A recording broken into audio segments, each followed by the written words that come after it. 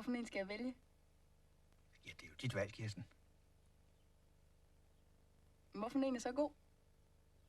Jeg synes, de er gode alle sammen.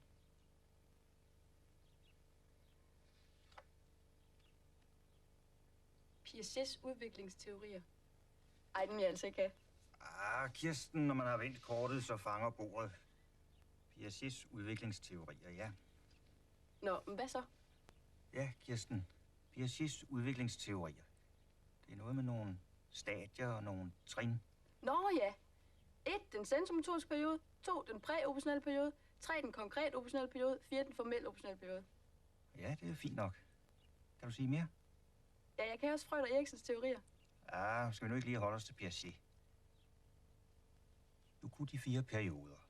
Ja, de stod på flyveren. På flyveren. Jeg er ikke helt med.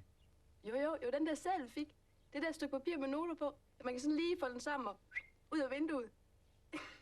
Du mener en papirflyver? Ja. En papirflyver.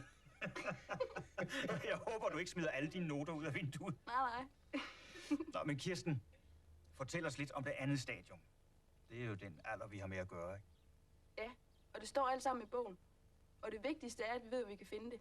Og jeg har nogle meget fine udtalelser fra praktik. Og det vigtigste er, at vi sidder ved børnene. Ja, det er jo rigtigt nok.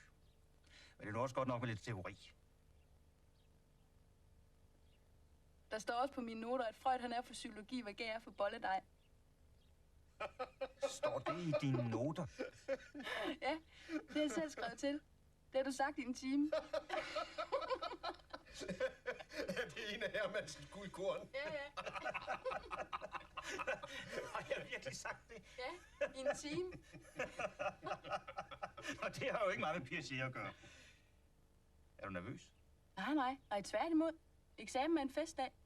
Og Sensor, han skal også med, hvis han har lyst. Det er på torsdag.